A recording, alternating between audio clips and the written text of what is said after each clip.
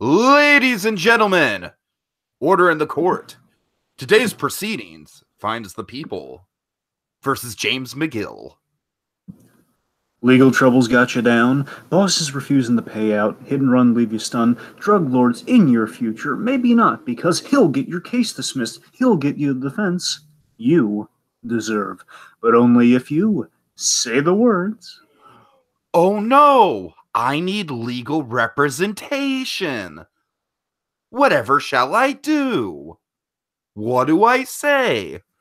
Oh wait, I know. Better Call call Saul. So without further ado, it's time. Let's begin judging Saul. Court is now in session. You will atone. God damn it! It's time. Dragon, it's a reflex. I'm telling you, it's a reflex. It's like embedded into me. I don't know. I'm literally staring at my notes. Yep. It says, so without further ado, let's begin judging Saul. And it's I don't know what to tell you, man. What are you, Ted Knight from Mary Tyler Moore? I'm giving it my best shot, man. I'm giving it my best shot. Read the word. It's becoming a running joke at this point. Well, at least it's not going to be a disaster like last show. Thank you. Yeah. Well, never do a show when you're absolutely exhausted. All right. Okay, so Dragon, let's get right into it. Do you want to start with some background on this episode? Oh, well, just the usual background. Sure, of course, just the writer-director, as we like to go over. Of course, the episode title as well. We should definitely get that at the top of these. Let's not lose that when we do these. I think sometimes I'm paranoid thinking that sometimes we're forgetting to mention something beautiful. You know, so we're talking about something beautiful tonight, episode 3 of season 4. The director has only directed one other episode in the Albuquerque verse of Better Call Saul specifically, and one of the really great directors too. It was a one-hit wonder who's come back for another hit. Daniel Sackheim. Right. Daniel Sackheim did Chicanery. Yeah, that was a good one. It's a very well-directed episode, and I believe it's the same teaming, by the way. It's the same writer-director team on this. I like when they get the teams going, like kind of a familiarity, really. So we have not only... McLaren Schnauz. Yep, McLaren Schnauz.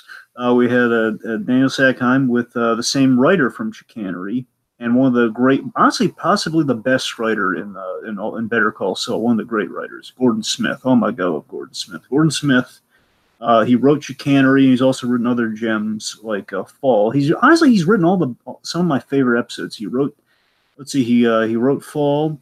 He wrote Inflatable. I love Inflatable. You know, it's one of my easily favorites. Also, I believe I'd say Inflatable is easily my top 5. Exactly. So he did Inflatable, he did Fall, which is another one of my favorites, and he did 5-0, which of course defined Mike for the whole. Again, Jonathan Banks is very grateful to Gordon Smith because he wrote one of the best Mike speeches in the Albuquerque verses. He deems it, so he loves 5-0. So that's all thanks to Gordon Smith. Mm-hmm.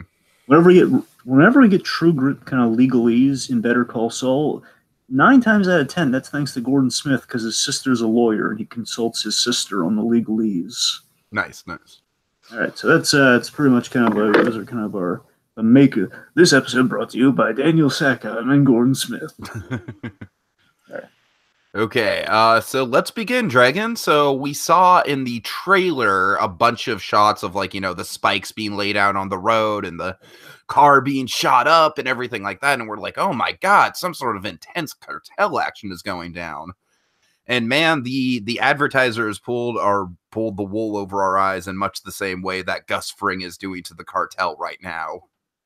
Oh yeah, so this was a fantastic bait and switch, and I loved it. This is a classic Albuquerque verse cold open right here, Dragon. This is like a quintessential Albuquerque verse cold open. It's one of my favorites, honestly. Yeah, I think it's a crash course in just solid directing. I think this opening is slow, it's meticulous, but what I love about Albuquerque verse cold opens is that it just the whole time you're watching it leaves you wondering what the hell is going on? Why am I watching this right now? But you have faith every single goddamn time that Vince Gilligan is going to come through and the writers are going to come through and they're going to give you, to quote the episode title, something beautiful. They're going to tie it all together. I think my favorite cold open of all time, and the way that it ties in, Dragon, is probably Dead Freight. Dead Freight's really clever. Of course, the little kid with the scorpion, and you're just like, what the hell? The scorpion? Like, how the hell does that tie into anything? You know, like, this doesn't make any sense. Vince Gilligan's lost it. But then, of course, by the end, oh boy. Anyways. X-Files, more like X-Genius. Oh, God. All right, so this that was mean. That was awfully mean-spirited. No, I'm saying that's like from the person who just imitated dying Mama McGill before we went on. First of all, no one's gonna know about that. Now they do. Now they have questions like, why is he imitating dying Mama McGill? I don't know. I can't answer that question. Okay, no, I'm saying that in the sense of like, if you think he's lost it, that's what the people who think he lost it, that's what they're thinking. Like X-Files, more like X-Genius. Right, yeah. Of course, got nothing but love for it. I idolize Vince Gill and I worship the ground that man walks under. I think he's great. We have this great kind of mystery unfolding open as basically been gushing over this whole time. So we see the spike strip, basically kind of the spike strip chain. I like that it's like a chain, so it's like unofficial. Mm-hmm. It's not the legal one that you use, like, you know, the in Hot Pursuits, like you lay out this track essentially of spike strips. No, this is like a chain, and this is like a manufactured but high grade manufacturing. Not like Urban Trout using his garden hose as a spike strip. Not as makeshift as that. We're talking top of the line here. So we have the spike strip being laid out in a car, kind of a sport car here, deliberately. Again, he backs up and very meticulous, as you've been saying. It deliberately drives over the spike strip, causing a lot of damage. You know, the tires are off. It skids off the road, the whole shebang. This must have been really fun to shoot. Yeah, this opening just works so. Here's the thing: we're gonna get into it when we get into the episode. Something beautiful is it has a great thematic significance to the episode. It's one of my favorite things about this episode. But I do like that this is kind of like a meta version. Like it's basically by the show standards. Here's something beautiful. So we have another car. Another car is essentially tossing debris, like that you would get from a car accident, car wreck, and a shootout. Did you mention the driver of the car, Dragon? Well, we're going to reveal the driver of the car. Well, I mean, we see him though, like before we see the other car. All right, fine. I was gonna say like the whole group at the end of it, but sure. Let's just so we see Tyrus. Tyrus is. No, you just blew it, Dragon. We see Victor, and then the mystery person is Tyrus. All right, I'm sorry. I blew it by kind of like. I'm sorry. I blew it by insisting on the mystery. Anyways, we're getting off track here. So Tyrus and Victor. Tyrus is laying down the glass. Victor was the one driving over the spikes. Yes. Wow, that was really poorly done. That was not a smooth transition at all. No. Anyway. So another car again. I wasn't even going to reveal who it was, and you're saying, "Oh, no, let's say who it is." I know. I don't know what I'm thinking tonight, Dragon. Like I said, I've just been at a jazz club. I've had a couple in me. You know, it's gonna get a little loosey goosey. No more sake for you. Stick with the Sarajevo. Oh man, that sake was way more strong than I was expecting. Stick with the Sarajevo, all right, because that'll discourage you after $50 a shot. It'll say, "Okay, I can only afford one of these, therefore I'm going to be responsible."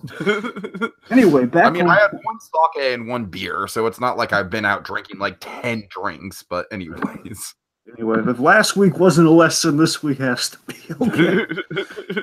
So, well, to be fair, last week I wasn't intoxicated. I was just exhausted. And to be fair, last week wasn't really even technically last week. It was just a few days ago. Anyway, so another car is tossing debris like headlight pieces, glass, etc., making a trail leading to the newly kind of skidded off car, and we reveal. Now, Dragon, can you? I haven't been able to figure out the glass thing. Can you clarify that for me? Like how the glass factors into it? Well, it's just like later on they're going to definitely make sure that, you know, there's broken glass and everything. It's basically from the shooting and everything. It's like transfer. It's like, okay. So basically it's like, okay, gotcha. I get it. They're just leading a trail to make it look as natural. Right. Okay. That makes sense. So we have Victor. So we reveal Fring's boys. So we have. Oh, God. Oh, God. No. That's an in-joke that kind of requires an explanation, but I feel like the explanation is worth it. So if you don't mind. God. You do it. Okay, so folks, in Agent Carter, a show that we loved, very, very short-lived, not long for this world. Hopefully it gets a revival on Netflix at some point. Fingers crossed. Um, in season 1, there was the chief was Dooley, Chief Dooley, and he had a couple of characters, Daniel Sousa, and then Dragon. It's been a while. I forget the name of the other one. I'm trying to remember I know there's Chad Sousa and yeah, it's Chad Michael Murray. I can't remember Chad Michael Murray's character. I know Jack Thompson. I think it's Thompson. I think it's Jack Thompson. I believe it's Jack, but it's Thompson. Uh-huh.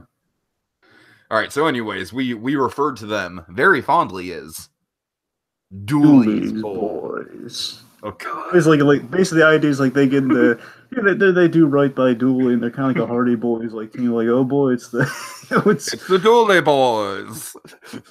Okay. Anyway, so Fring's boys here. We see, of course, you expect Victor and Tyrus, best buddies, and surprise, surprise, it's the newest inductee of Fring's boys. It's Nacho. So this scene is especially impactful on a rewatch because Nacho is just sitting there in the car. He's seeing the other car get blown to bits by these bullets, and he's like, "Ooh, a bullet's gonna be in me in about 2 minutes." Yes, now again, definitely on a rewatch, you know he's expecting this. But I mean, remember, even if you don't know this the first watch, you know what Nacho's been through. Just seeing that he's there is like, oh boy. So we know he's under Fring's control. The fact that these things are after the whole you belong to me. Mm-hmm. I'm sorry, no, it's not even that. You are mine. Oh man, that's even more intimidating. Right. So again, the point is that Nacho's is in quite a rock and a hard place. And also, I really love the detail of this this shootout where they're shooting like 5 rounds and unloading, 5 rounds and unloading. Mm-hmm.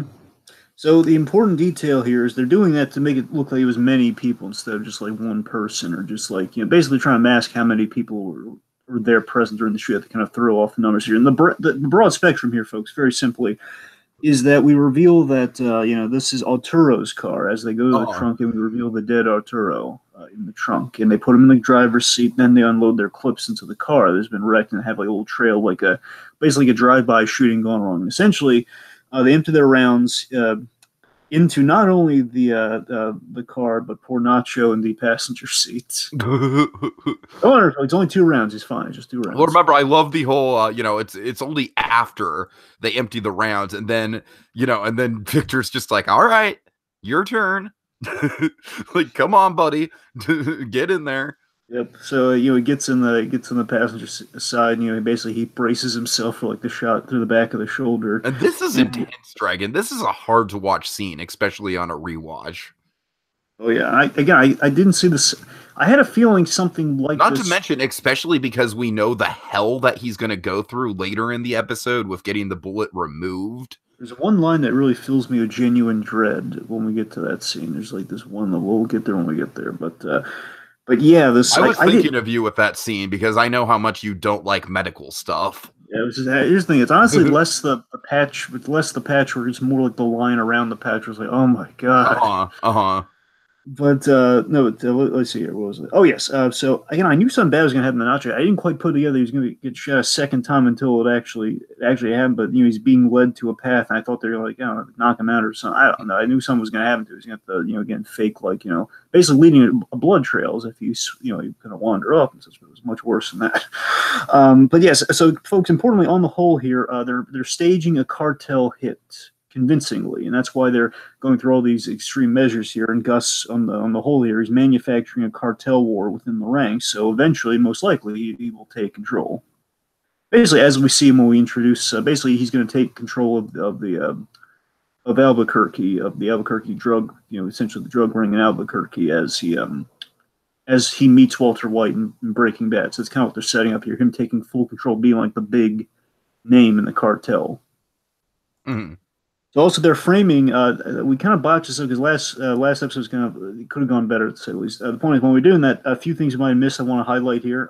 They're framing most likely the cartel that's run by Lomas. Now that's not the Stefan Cap. At least that's not That's not Lalo. That's not the guy I think Kapasik's going to play, but this guy could also be Kapasik, by the way. Just whoever this is, we've mentioned a rival cartel led by a guy named Lomas. Mm-hmm. I believe that's who they're framing here. I believe that at the very least that character, whoever who's playing that character, that's who they're framing here as like the person making the cartel hit. So, yeah, so Nacho is shot a second time. As he turns around, saying, "Come on, can't I just call her in?" Boom, and the cruel. Well, we'll get into the cruel thing when we cut back to the crime scene here, but more on that later. So that was something ugly, something beautifully executed, but something quite ugly. Yeah, my God, Dragon, like I said, that it might be a top 10 in terms of Albuquerque versus cold opens, and I don't say that lightly. And also welcoming Demona B into the comments right now. Demona! So I kind of like Demona B is like in the most loving way possible. I kind of think of her as our Norm. Yeah, I kind of like that. Norm! Demona! So, let's see, getting back, because that's our cold open, and now we have kind of the meat and potatoes of it all here, kind of where we officially get our namesake for the episode. We have Jimmy and Mike. Yeah! Sorry, it's been a while since they've been reunited this season. So Jimmy and Mike reunited. Correct me if I'm wrong. Did they have any screen time together last season? I'm trying to. Here's the thing. I know they. I keep every time I think of them, I keep thinking back to season 2 when they had that, like, Calden was trying to make sure they had to have had at least a scene together, at least one. But because I think that was like, I loved season 3, but that was my main complaint about season 3 was that Mike's storyline felt very disconnected from the rest of it. I know they implied they had a scene together because that's how Jimmy found the vet, so he had to find that out through Mike. So at least that makes me think he had at least one scene with Mike, but I'm not sure if we saw it or not. No, well, regardless, it's been a while since these two have spoke. But Dragon, you know what? What? We love Mike. We do. Yes, we do. It's one of the facts of life, folks. Not only do we love Jonathan Banks, the actor, we love Mike Ehrmantraut. And folks, don't look too much into this birthday cake. I'm still a spring chicken. I'm probably not 90 yet. I can say for certainty he is not 90. But no, seriously, Jonathan Banks, Dr. Jonathan Banks, he won't be official because he does have an honorary doctorate, by the way. So it's Dr. Banks there. Saving Dr. Banks. I know we did that when I'm glad you appreciate that. Now I know that we did that. Oh crap! Hold on. Sorry. Go ahead. I know that I know we made that joke when I told you that. I think it was last season. I told you about the Dr. Banks thing. So we had to have made that Save Mr. Banks joke. But it's always good to refresh now and again. But yeah, so folks, we love Mike, and we also love this character. This character Jonathan Banks is brought to life so lovingly, and of course we like to commemorate in like a visual way if we can, kind of like a way that's kind of adding like kind of little chalk marks on the side of the building. But instead of chalk marks, we don't want to just be like that'd be doing a disservice. We want to have like an image of it, we want a celebration. So Banks with cake, and not only Banks with cake, an image that signifies, if not pulls from, one of the episodes that we have covered. So we got Mike. Mike is the foreman. Well, security consultant, but dressed like a kind of a foreman warehouse guy. Mike at Madrigal, and Mike and Jimmy, the very scene we're talking about right now at Loyola's. I believe that's what the diner is called, Loyola's. So, of course, Mike's regular cafe, Mike's regular diner. No Cafe Nervosa, but he likes it. So so we start the episode off once after the coda here, just the image of Mike looking down at the Bavarian boy and having the perfect aligned introducing episode. We see the Bavarian boy, and then just like moment of pause, and oh god. So Jimmy essentially sells Mike on the job. Here's the sum. Unless you feel necessary to go through the whole thing, I could summarize it. Let's summarize it because there's other stuff that we need to go word for word for more. That's what I'm saying. So but essentially, Jimmy, very well done, very always salesmanship with the Jimmy McGill character. One of the reasons we love the guy. He basically summarizes the job where he wants to switch the Hummel that he has below at the table here. Because of course you're wondering, wait a minute, why does he need to steal a Hummel if he already has a Hummel? The answer is, right. is in the sales pitch here, where Jimmy he bought for $20 at a pawn shop. He bought the Merry Wanderer, which, by the way, I think has thematic symbolism. I think Jimmy right now, as a character this season, is the Merry Wanderer. He's kind of going around. He doesn't quite know Saul Goodman. I could see that. He hasn't put the business model together, but he's kind of wandering around doing things. Right. So he himself is the Merry Wanderer, and of course, the Alpine Shepherd Boy was thematically tied to Jimmy McGill. So I like how we keep tying Hummels to Jimmy McGill's character arc. So I think that's fascinating. Anyway, so basically the plan is this: switch the Merry Wanderer, which looks very similar to the Bavarian Boy. And as we wonderfully set up last episode, I love that we wonderfully set this up. Jimmy's going on eBay, visual storytelling, folks. He's going on eBay like a collector's site or something, and he's seeing the Bavarian Boy can go up for like roughly over $8,000. Mm-hmm. So he basically he suggests that you get price to sell at the Dallas Hummel convention, and we split the profits 50-50, which roughly is $4,000 a piece. That's a pretty sweet deal. Mm-hmm. Come on, let's do something beautiful here. So again, I think the best part about it is how simple it is. It's like, hey, I could set off the alarm. It's no problem. Yeah, that's the thing. Like, Jimmy just doesn't want the direct heat on him. He just wants it's a very simple job. Just pick the lock and make the switch and get out at a night. It is pretty. Again, it does. I think we the audience are kind of sold on it too. Like, yeah, it's. And of course, we're going to see later in the episode how not simple it ends up being. No. Beware vacuums, folks. That's all we're going to say right now. Just beware vacuums. But again, seriously, this is when this was said, I was like saying, "Oh my God, the mathematicism here is brilliant." It keeps getting better as the episode goes on. But let's do something beautiful here. We have the name drop of the episode title, but of course, we also have the fact that again, Jimmy thinks this is something beautiful, but again, it's a criminal act. So again, there's like an undercurrent of darkness or like kind of depravity with the things, or basically, it's like a storm cloud of something's not right here with the something beautiful in question. So I love that we keep attaching that to various points in the episode here, and I really love that. Mm-hmm. So Mike essentially says it's a good plan, but there's nothing wrong with the plan. It's a good plan. He says basically Mike says no, and Jimmy's saying why? Is there something wrong with the plan? No, it's a good plan, just not for me. I don't think it should be for you either. Those great kind of micro-trap deliveries. Oh yeah. Also, Fran is a cameo. Of course, Mike's a waitress that he kind of has a thing for. We have Fran kind of drop by and just kind of give him breakfast. Yeah. There's a little nice moment with Jimmy too, where she says, he says, "Oh, it's cute," and Jimmy has this perfect response. Just look at her. Isn't it though? I don't know. It's just great civility. I don't know.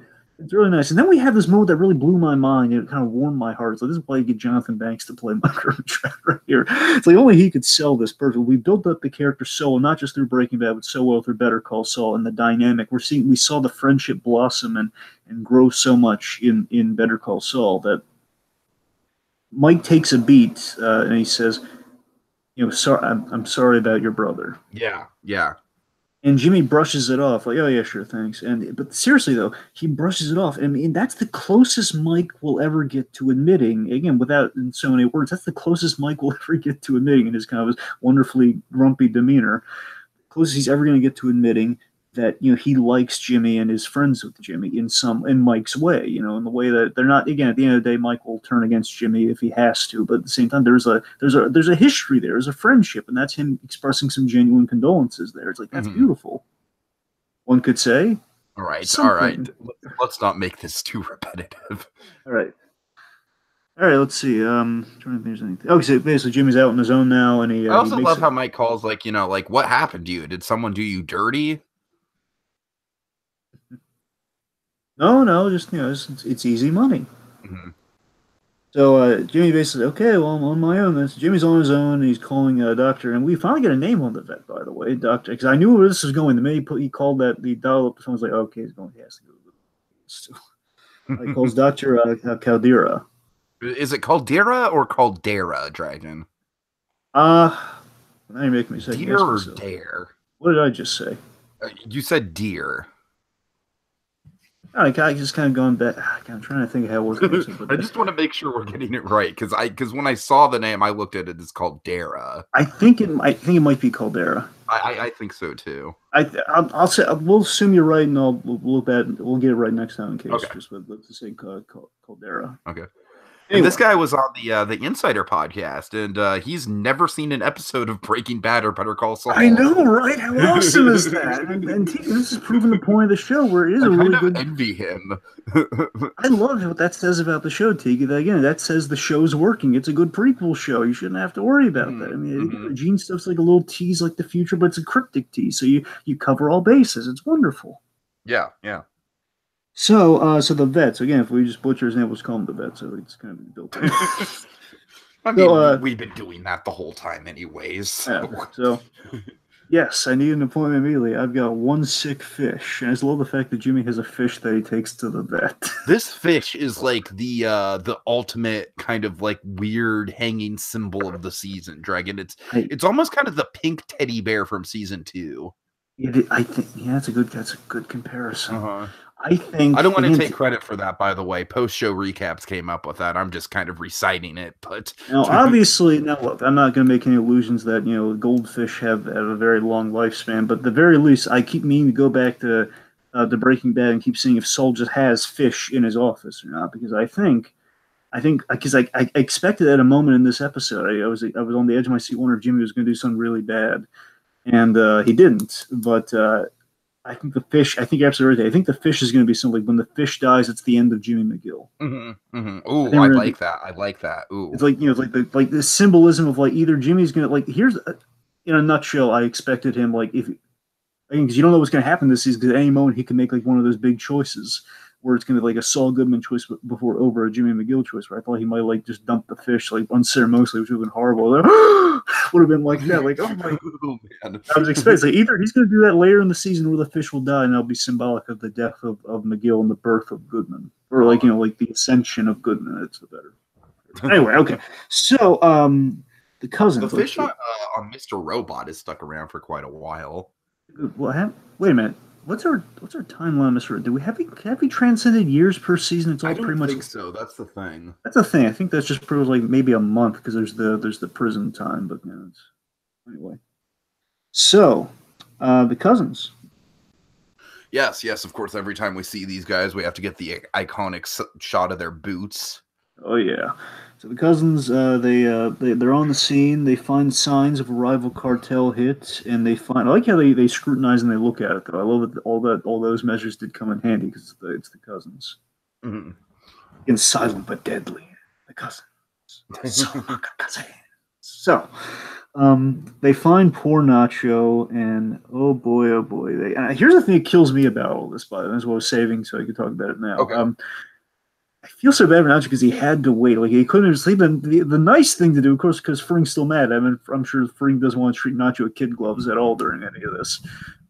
The fact that they could have called it in, like Nacho, if he just could have acted wounded, or he could have called them, and then they shout, at least buy him some time, so it wouldn't be such a long wait. Because he's bleeding out in that hot desert. Waiting for them because he can't call 911. He has to call them so they. Yeah, right. That's the thing. It's like when I realized, like, oh yeah, he can't call 911. The cousins show up. So the cousins they attempt to treat Nacho again. They do their best, but it's very unsuccessful. So of course he's been shot in the shoulder and he's been shot in the side. And of course, folks, the side it's a very dangerous place to get shot. Mm-hmm. So. Let's see. So Nacho is he's very. I love how dehydrated they made Michael Mandow look. It's so eerie. Yes. The makeup is just it absolutely haunts me, Dragon. I like it. That's one of the creepiest parts of the episode for sure. And you got to remember, Tiki, dehydration is like a normal phenomenon in Albuquerque because especially if you shoot in the desert, you will be dehydrated, not even know it, and by the time you realize it'll be too late to get the fluids in your body. You need like an IV. That's kind of how Vince Gilligan's always said the dangers of dehydration filming in Albuquerque. And this is like a guy who's been shot and he's been waiting. That's just like the most dehydration you've seen. And oh my God, So here's the thing that just occurred to me in the episode at this moment too, is that I kept thinking to myself, poor Nacho, he never expected this from a simple pill swap.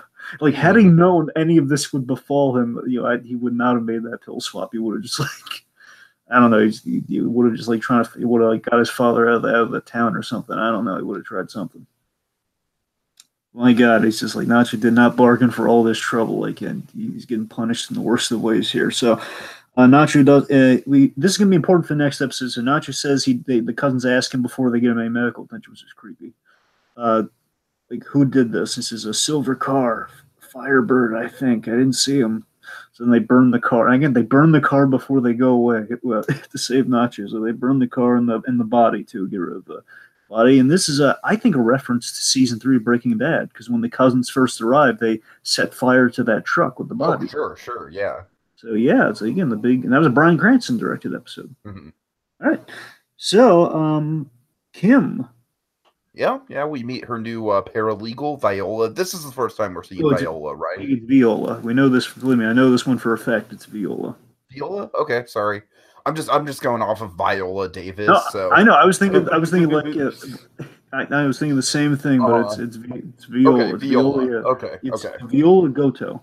Okay, got it. And this is the first time we're seeing her, just to make sure, right? Yeah. Now, here's a cool thing, though. We referenced her. We never saw her because they mentioned when they were building the dentist's office that she's going to need a few paralegals. She's going to need to hire a paralegal for all the Mesa Verde stuff, and this is the paralegal.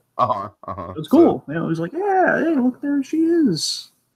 All right, and of course we're entering the the gracefully manly offices of Mesa Verde.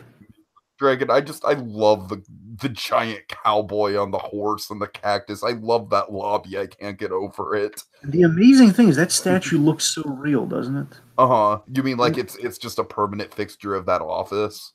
It does, but I mean, here's the cool thing. That's not made of metal at all. That's all. It's like fake styrofoam, or it's not cardboard. It's like kind of a It's a mill between cardboard and styrofoam. But they made it look so real.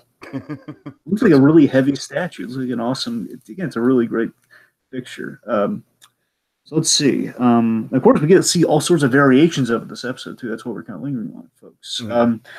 So the idea is, Kim is she's returned to Mesa Verde with her paralegal. Basically, we don't really focus on what exactly she's doing, but they mention it, but it's all legalese, folks. And Gordon Smith at his finest here with the legalese. So I'm sure I trust it. But the point, what I could gather is basically they're trying to get some documentation. They're just winging it with the legalese this whole show. They have no idea what they're talking about. You got to admit, though, they could get away with that, though. They totally could. They could. They just need to know, okay, here's what RICO means, and we're good. That's about it. All right. Okay, but so basically they're getting just getting some documents in order for some agreements, et cetera, et cetera. Just kind of facilitating, like taking over banks and land and stuff, just that sort of thing. Mm-hmm. So they're basically drafting stuff and filing stuff, just the usual thing that Kim does. And I think what they're doing here with Kim's story, this whole episode here, we'll get to the meat and potatoes of it when she gets to the big room of it all here. But I think Kim on the whole, she's coming back to Mesa Verde. And again, you got to remember, this is like the charm of Better Call Saul and the Albuquerque verses. Time passes very linearly, as in, not a lot of time has passed. Like, Kim got into a car accident roughly like a week ago. So, I mean, she's kind of rushing back into the saddle here, where, again, Kim walks her, she could take time off, and she was kind of flirting with that. And I think my read on this is that Kim is mirroring, Jimmy jumping back into work, into finding a job so soon after. I think she's kind of mirroring Jimmy's kind of rambunctious state right now. And I think it's kind of like the lovers they're mirroring each other's attitudes here. And Kim's just kind of reflecting what Jimmy's doing here. She's getting back in the saddle. One, because she thinks she can handle the number of things that she's doing, just kind of handle. She thinks she can handle, because Kim Wexler, she never has had a doubt in her mind about things in life. She knows what she puts a lot on herself, and that's kind of her character flaw at the same time. Sure. So again, Kim thinks she can handle this, but again, I think there's a deeper flaw going in there. We'll see how true that is, especially by the end of the episode. So then we have good old Kevin Wachtel and Paige. By the way, Kevin Wexler out here. Oh man, I love Rexlin. Man, he's great. And by the way, Rexlin, I don't know. I think I told you about this once during season 3, but Rexlin, he was on Lethal Weapon, the really good TV show that unfortunately is going down the hill right now. But that show. Wait, what? What is Lethal Weapon? Oh, Lethal Weapon. Oh man, it's going downhill. They did the first. Just till you watch the first 2 seasons, you're gonna love it. Just what it's still. It hasn't been canceled, but they had actor disagreements. They had to fire they had to fire Riggs. Ooh. Which and I won't tell you what exactly because I don't want to spoil anything if you ever do watch. Let's just say they had the fire Riggs, but the important thing, the reason I bring it up to you is why Rex Lynn plays Riggs' father, and he's a psychotic, scary guy. He's the Oh bad man. guy, and Rex Lynn is he's so good as like the bad. He plays the bad father who's the responsible for how basically he's responsible for half of Riggs' problems, and it's great. Uh-huh. So Rex Lynn he's so scary, and I was reminded when I saw it, I was like, oh yeah, I remember him from Better Call Saul, and he's so different.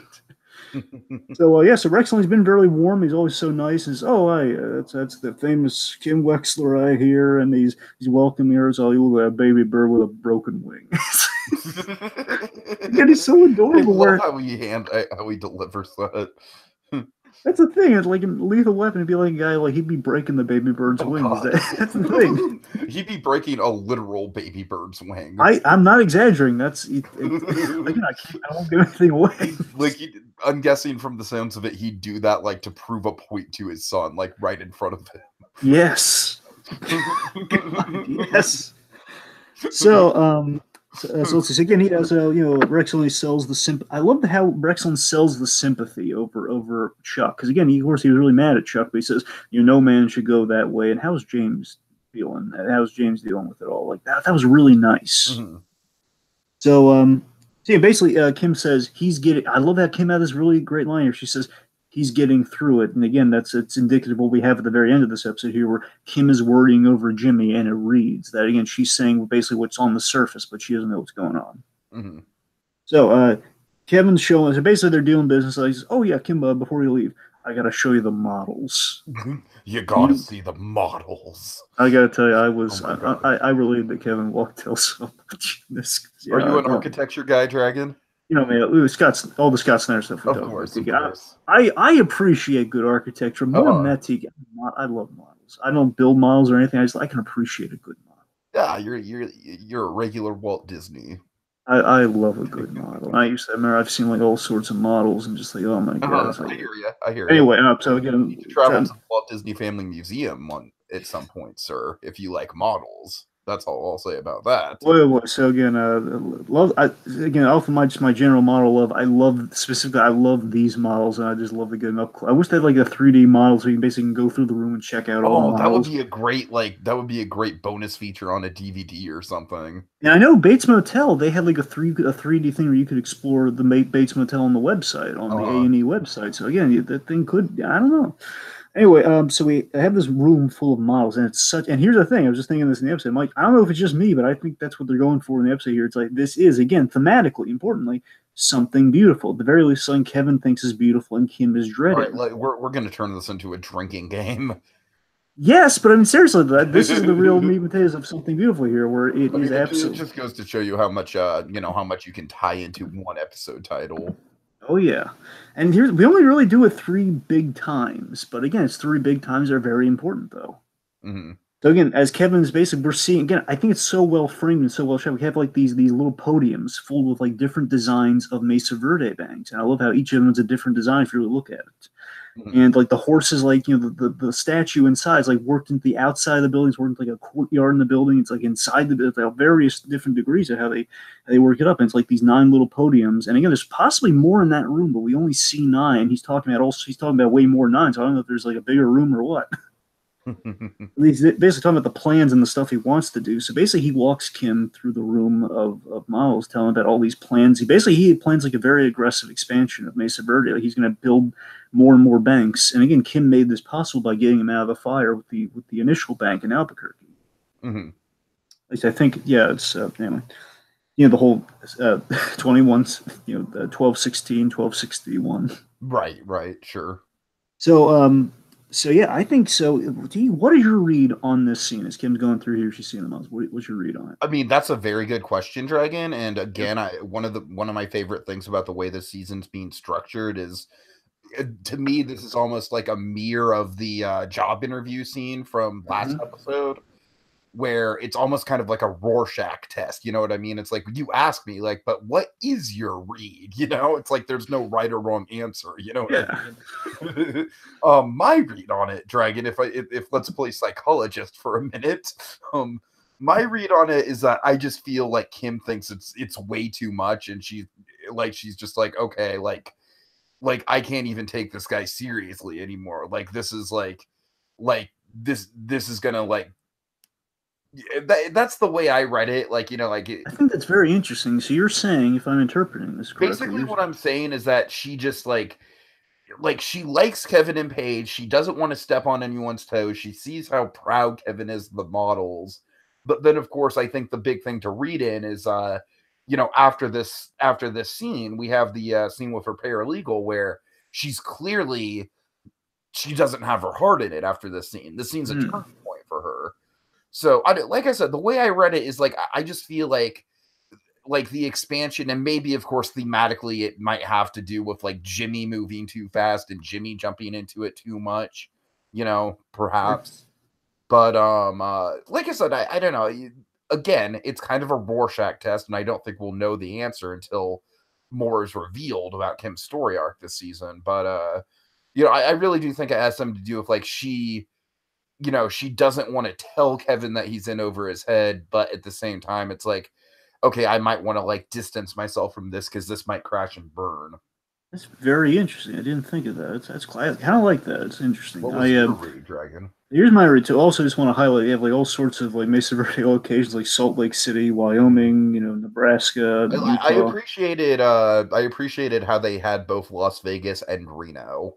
I appreciated the Reno shout out. Yeah, me too. I really loved the seriously when it happens, like, oh, Mesa Verde, Vegas. That sounds cool.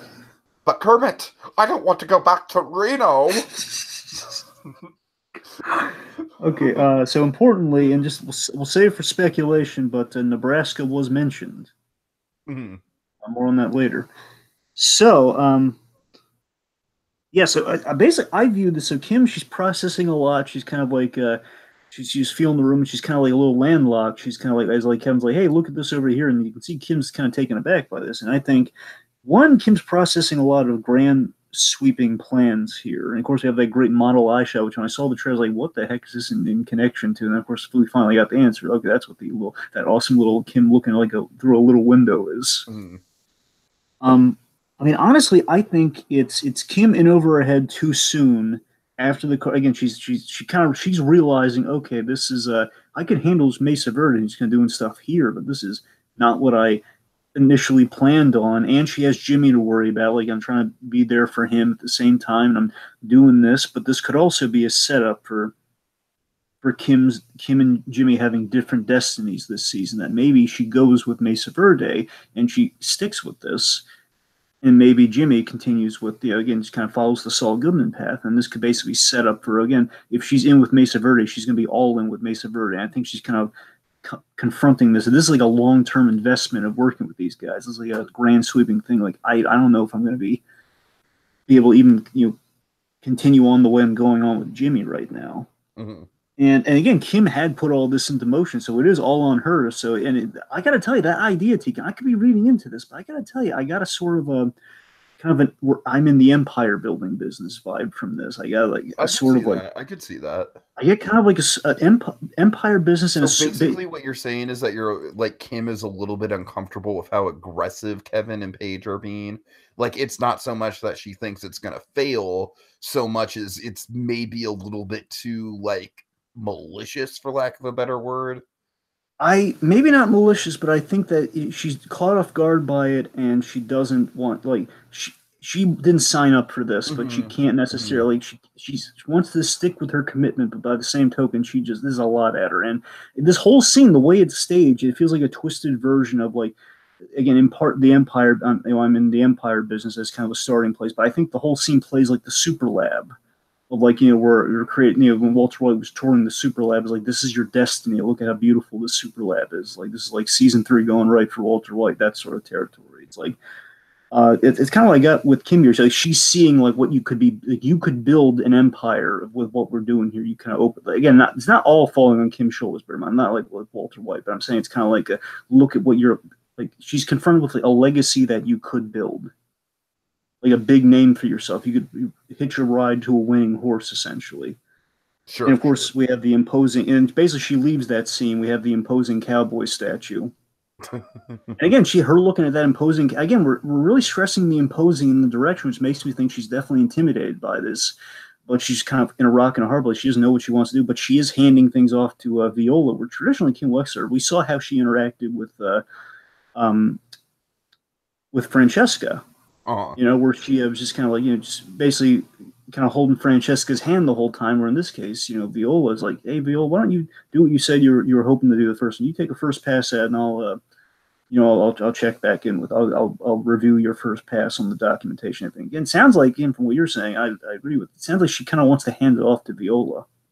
Yeah, exactly. It's a very interesting scene. I agree entirely with the Rorschach point. So also, and this is going to be interesting. This is set up for the next episode right here.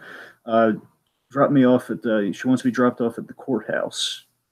Yeah, I noticed that on a rewatch, how we never really figure that out right now.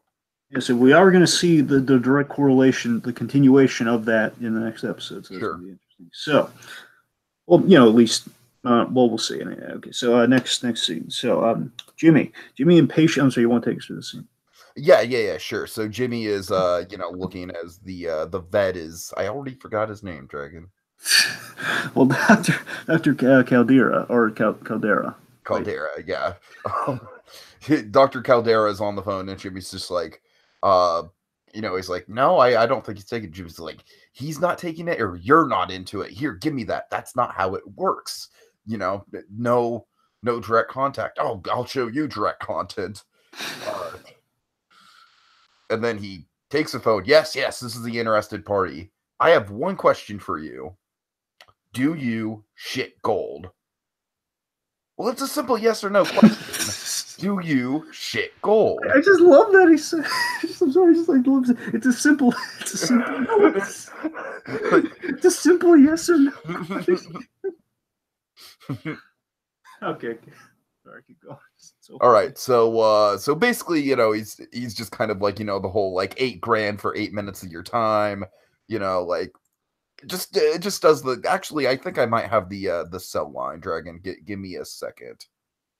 Give me a second. All right, well, Jimmy's breaking protocol with this, by the way. Again, the vet does have these things in place. I love how careful a businessman the vet is. And I love how feels like Mike Hermantrout's guy. This is a guy who he has a very niche business. He's the facilitator. He's the contacts guy. He's the guy who arranges that stuff. And he's a smart version of a criminal. He's like if Price knew if Price actually had an idea of what he was doing, that's the vet.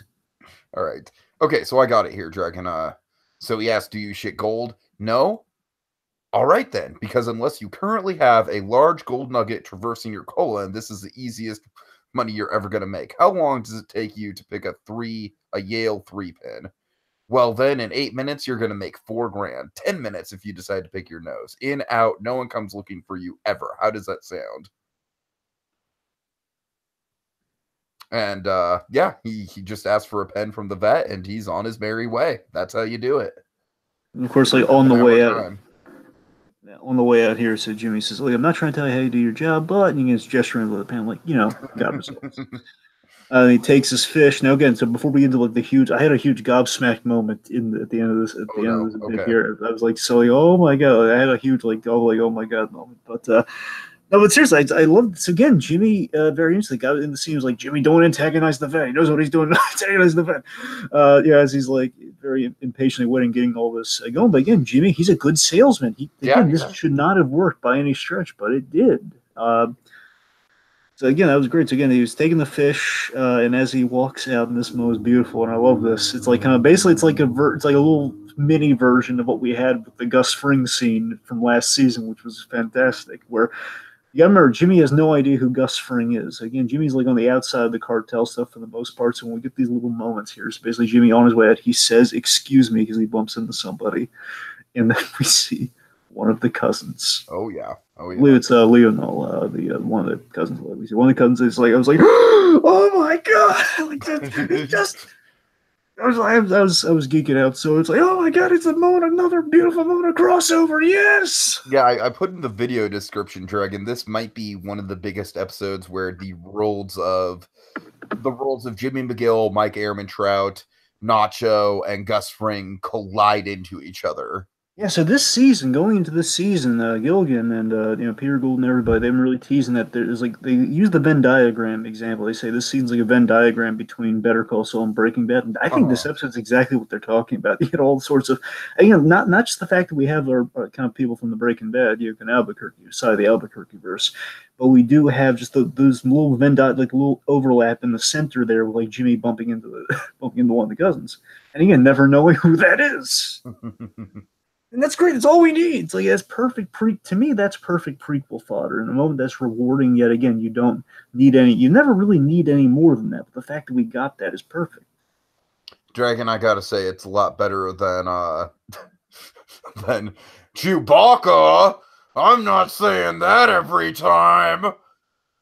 Just went out of your way to say something insulting about Solo, didn't you? Yep.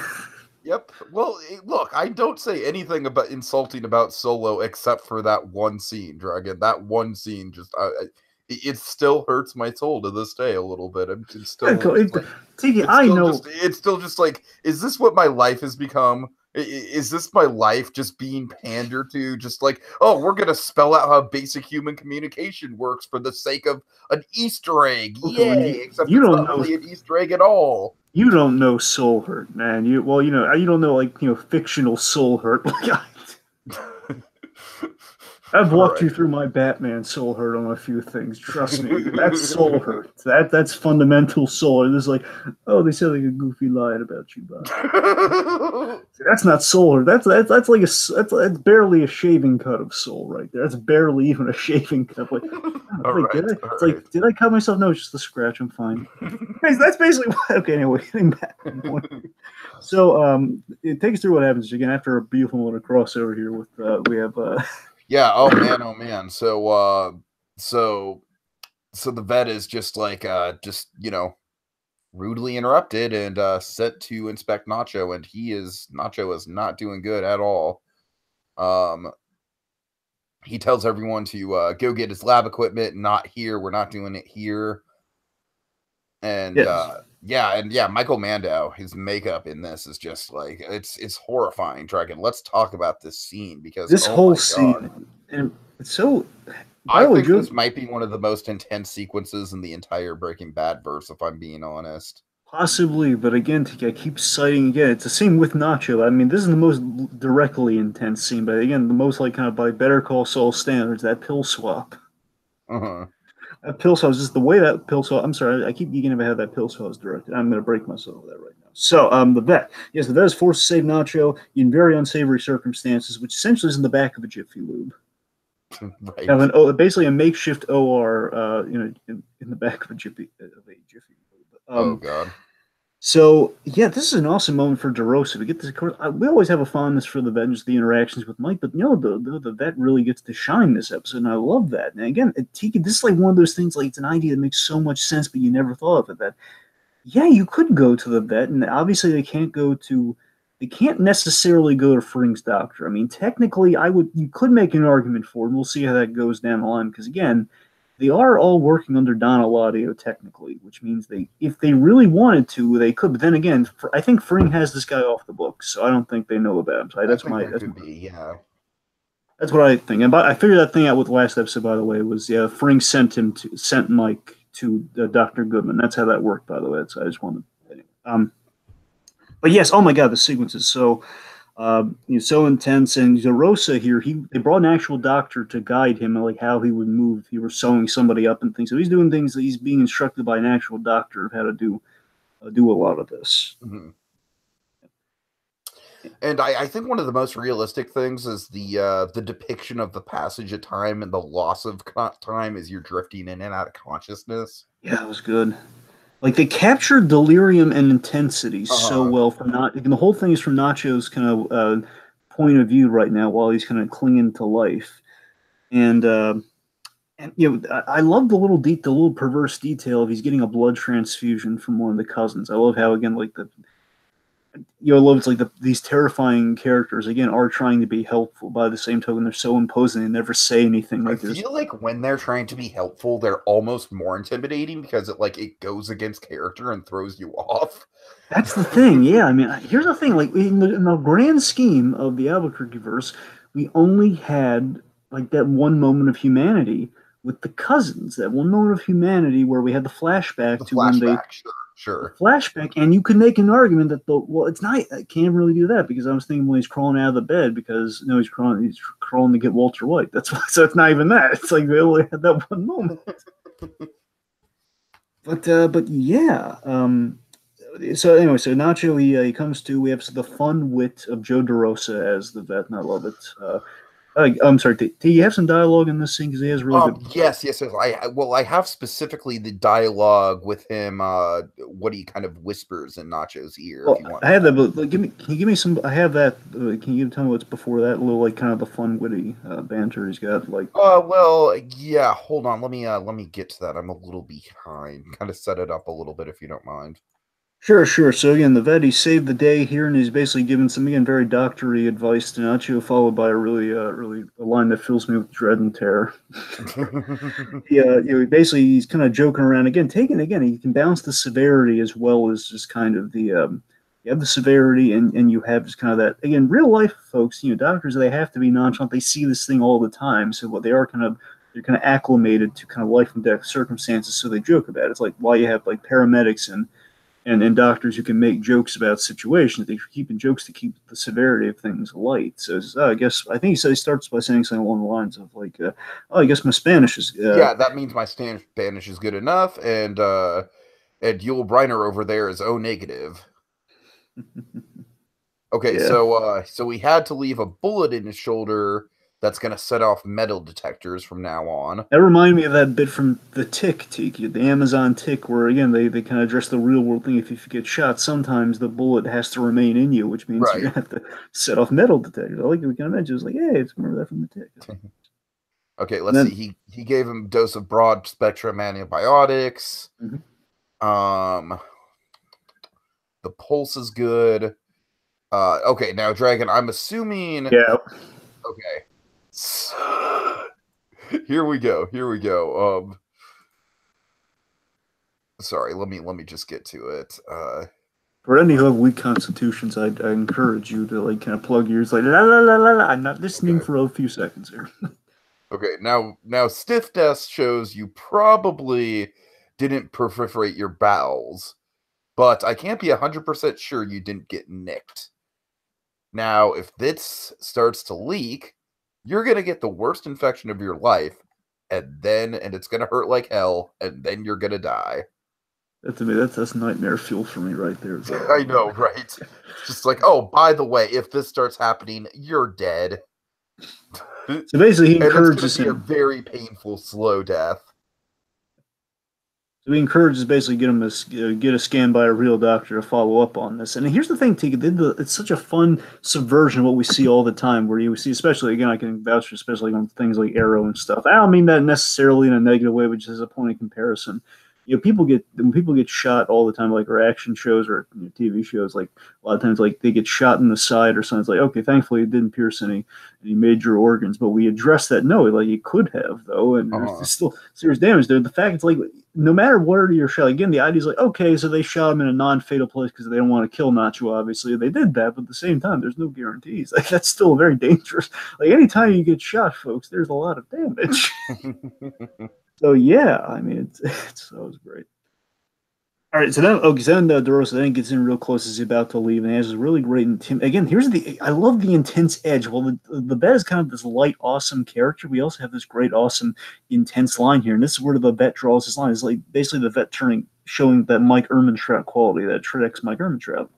Mm-hmm. Which is like essentially he says, "I never want to see you again. This cartel stuff is too hot for me. Got it?" Yeah, which he hasn't. So. Yep. Okay. All right, now let's go on to like this scene's good. It's just I feel like it's a little drawn out.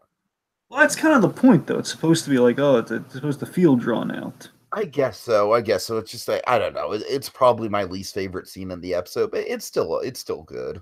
Remember, we have another Albuquerque verse alumni in this. Of course. Now, personally, I think this would have been a good opportunity to introduce QB, but what do I know? I kept thinking, no, I'm with you. When I saw it, it's like, I was thinking, it's good. Come on, QB. Okay, it's not QB. And it kind of took me a while before I put it together. I've seen that guy before. You know who at first I thought it was, Dragon? This is going to sound really stupid. Who? At first I thought it was the Tucker guy.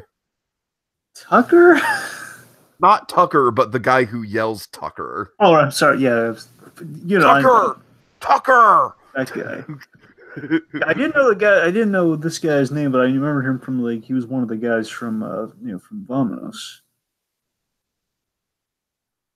Vominos Pest Control. I believe he's the main guy for Vominos. He is. Anyway, he's the lead guy. I'm just saying. I remember that's why during episodes I knew he was from Vominos. I didn't know if he was the main guy. I don't know that guy's name, but now it's Iris. We know it's Iris. It's Ira from Vominos Pest Control. He's the guy basically when Walt and Jesse are tenting the houses to make the meth. And of course, here's an important thing with Ira. It just brings me back to season 5 and how goddamn clever the setup for season 5 was. I love the mobile meth lab thing so much. Every time I keep revisiting Breaking Bad in my head, or I keep revisiting Breaking Bad, season 5 is so good. It's all. I mean, I like his thing. I mean, I like season 3, but you have you have to take your hits with season 3 with the Skylar stuff. Open house. Is that season 3? I thought that was 4. I'm pretty sure it's season 3. You sure that's not 4? No, I'm pretty sure it might be 4. It might be 4. That's what I'm saying. I could have sworn that was 4. Anyway, pretty sure it's 3 though. All right, well, maybe we'll go into it some other time. But anyway, you might be right because the kleptomania stuff. So I don't know. But what was I? I just say 4 had a. I mean, I could be totally wrong, but 4 had a big through line to it, and 4 didn't really feel like it had a lot of wasted space in it. That's fair, but here's why I think that, to you briefly, I think because I remember Shotgun. Shotgun is in season 4, gets the big Jesse Mike episode. It's season 4, and I could have sworn that either before or you know what? Do you want me to just fucking Google it? Sure. Well, just while we're doing that, just do that in the background. All right, just do. I'm just saying, there's a reason God invented Google, and it's this situation right here. Google is the sound of God laughing at us. It's Google. Anyway, so we reveal Ira, of course, Ira from the Vominos Pest Control, which is side business. Right. And there's 4 episode 3. Knew it. All right. So Ira, importantly, after all. The connect with Ira is that this is a fun line that where in that episode Saul mentions that he had gotten Ira out of jams legally speaking. I believe he mentioned burglary specifically, and we get to see the burglary in question that he gets him out of. Sure. Quite clever, and also he picks I love this. I love he picks the door lock initially. I think he basically. I could be reading this wrong. I think he uses a magnet strip to disable the alarm or something. Ooh, magnets! Oh. That's the thing. I think it's either a credit card, like the strip of a credit card, but most likely it's a magnet, like the strip, like a little noise filled. Like when you open a door, it makes a noise. It's either that or it's an alarm. I think he uses a magnet strip because it goes it kind of adheres to the side. Anyway, so he uses that and he picks the lock so he can go through the door. We have this great kind of he swaps things. For a moment, I felt it was really intense. I thought he was going to grab the wrong Hummel because I saw there were 2 Hummels. Yeah, I agree. I thought that was what was going to happen as well. Because I remember one Hummel when Jimmy. Do we know for a fact that he did not grab the wrong Hummel? No, we know he got. I studied. He got the right Hummel. Okay. At the very least, I mean, I watched it a few times. I could have sworn he got the right Hummel. I mean, I was going to work that into speculation that he might have grabbed the wrong one, but that's fair. But I mean, just I saw there were 2 different styles of Hummel, and the one that was in the style of the one that Jimmy had, that's in theory should be the right Hummel. Gotcha. Based on what we've been told, that should be the Hummel, unless they want to just throw the rug out from under us. I don't know. Worth getting into, but anyway, so he switched the Hummel, seemingly the right Hummel. So things are going well. All is going well until it all quite literally goes down the toilet with an off-screen toilet flush. Oh God! And it's America's. I'm sorry, America's silly businessman, Mr. Neff. Yes, Mr. Neff. That's a thing. I have a fun favorite. I had some fun headcanon with Mr. Neff. Okay. What is it? I'd like to hear it. Well, we'll get there. We'll get there in the next scene. But let's so Neff. Gotcha. Neff is sleeping at his office, and of course, Neff's sleeping in his office because Ira's in there, and they're in the same room because his office is where the Hummel is. Hence, that's why Jimmy saw it. There's a big problem.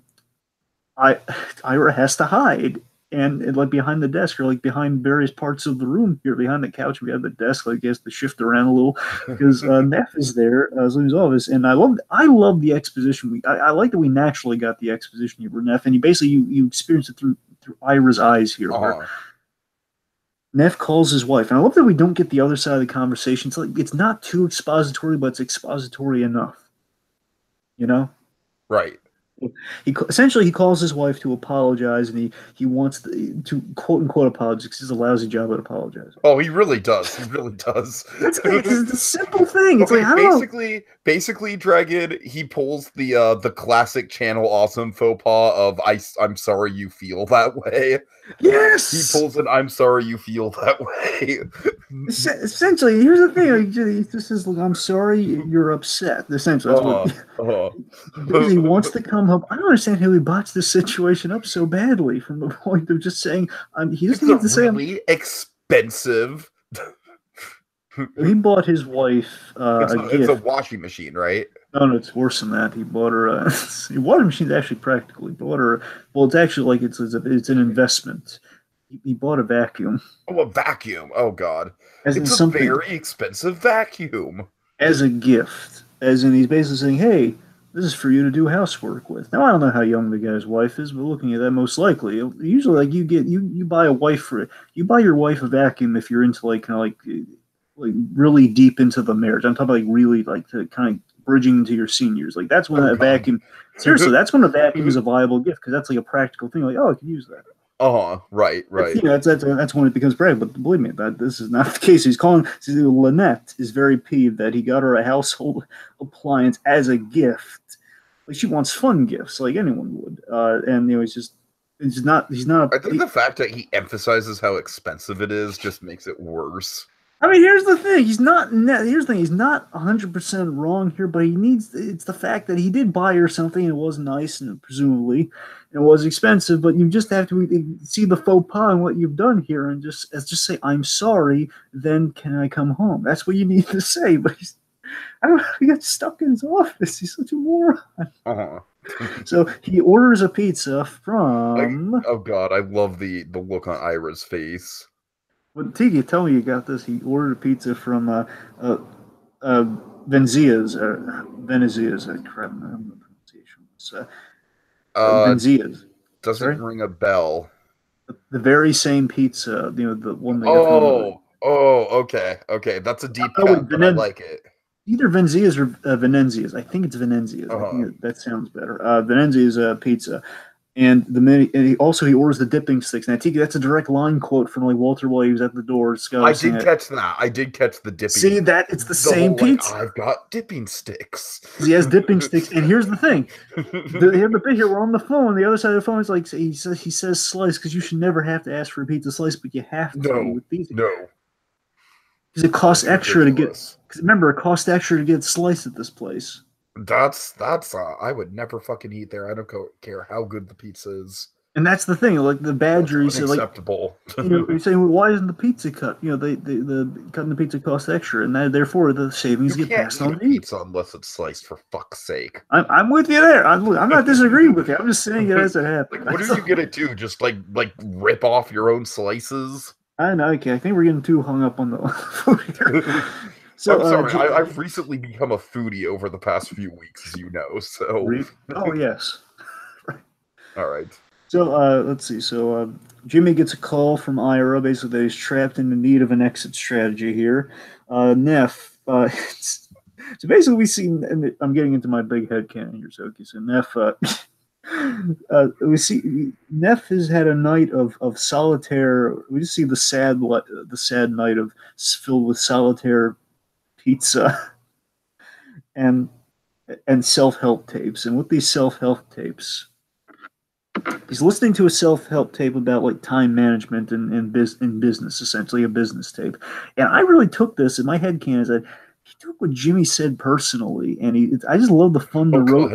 I just this whole scene from the beginning of this Neff stuff, this just hit on the head with me is that Neff is just, he's so neurotic, and he's just, we presented Neff as like this altogether businessman who knows copiers, but he's so neurotic, and he's overselling the copiers with the lazy Susan display. He's overselling these copiers. And by the same token, just Neff is just he's just this flawed individual. We see him so flawed in this episode. It's like, oh my god, he's so neurotic, and he took what Jimmy said to heart. He absolutely reminds me of like a Beneke type character. That's the thing. Yeah, he's got a Beneke look. Yeah. Mm-hmm. So he's that same brand of pathetic. Yes, but he's more pathetic than Beneke. Beneke's just in denial. Oh man, it's hard to be more pathetic than Beneke. Jesus. Like Beneke at least had a swagger. This guy, Neff had a nice suit, but then you take that away, and he's you're like, right. Okay, you're right. Neff only had a nice suit, and he was a moron. That's the thing. He's Price in a nice suit. So, oh, by the way, did we mention that Price got name dropped at the top of this? Well, I mentioned it during the well, briefly I mentioned it, but just the high. We'll get into it speculation. So we see Jimmy bail Ira out of trouble as I'm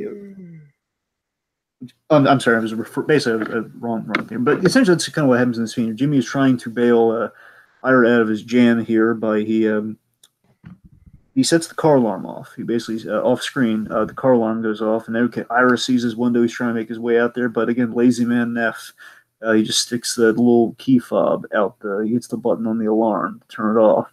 He just goes back inside. So Ira's closer to the door, but he's still hiding. So Jimmy's like, oh, okay. So Jimmy needs to improvise, and then Jimmy, using the old-fashioned hanger trick, he breaks into the car, setting off the alarm, and again, he doesn't have keys. He doesn't hotwire it or anything, but what he does is he hits the parking brake.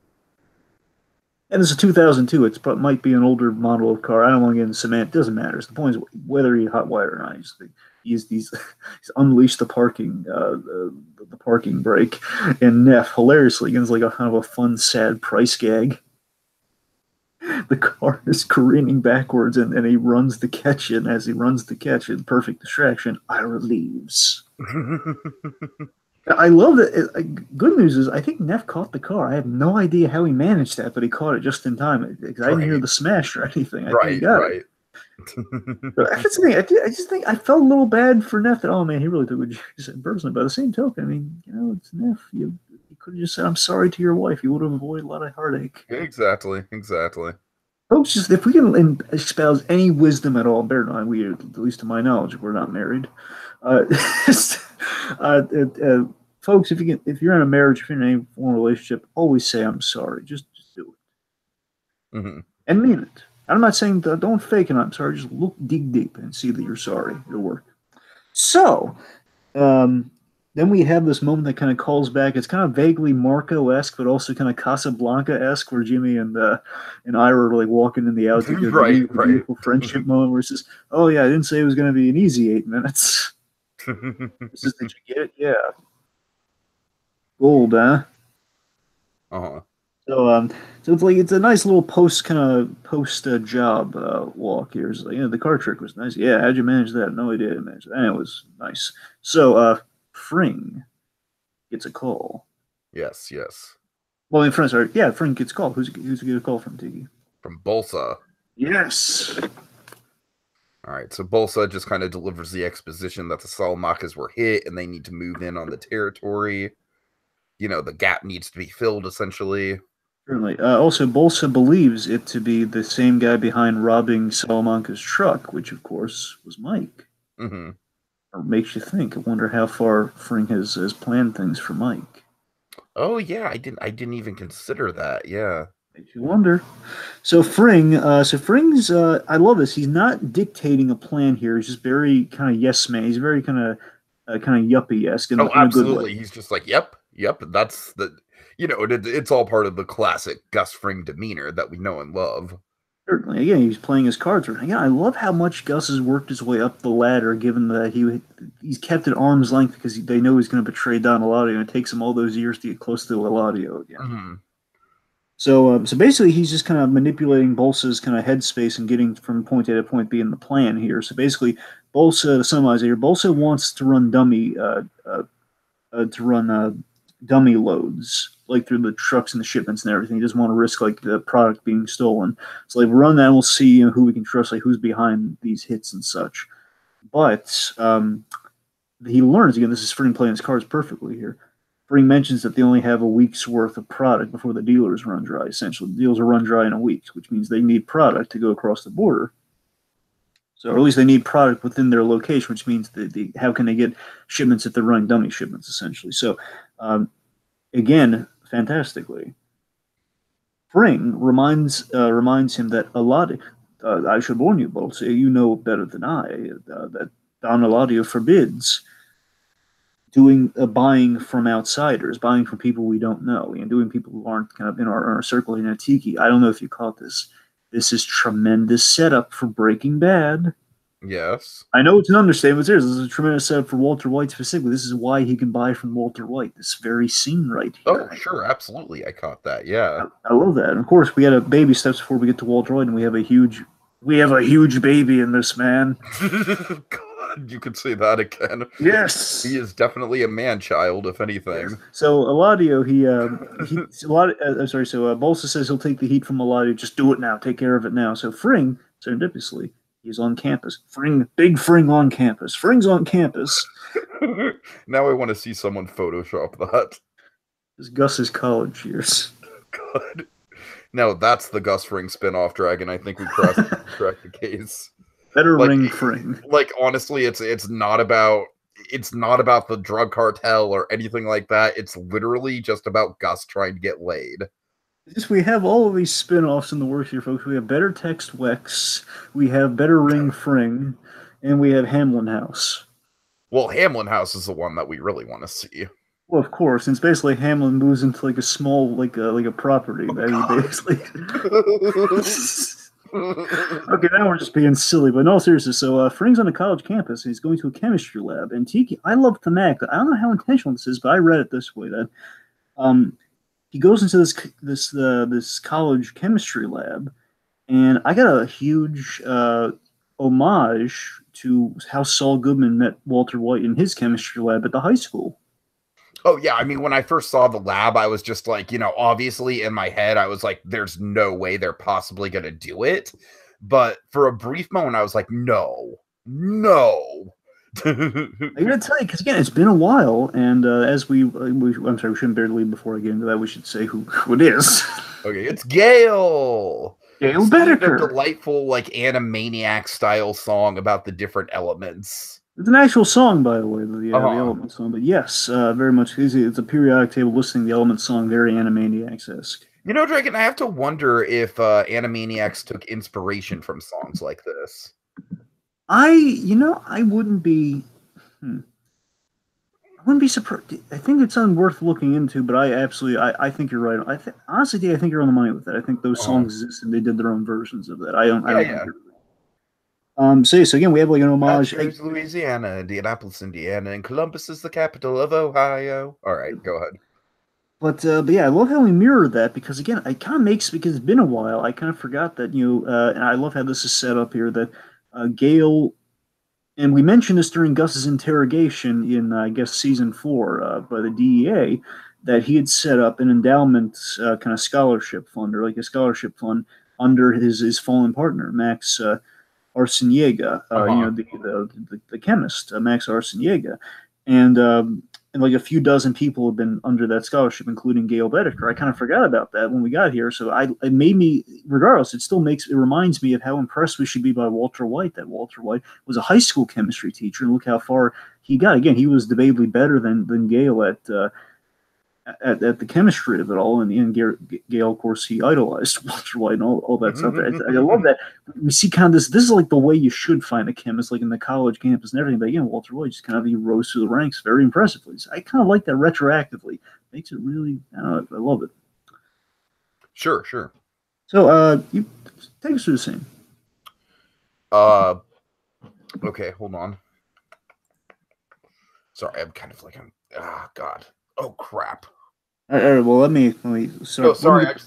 I was like about to spill my drink, so I was distracted. Okay.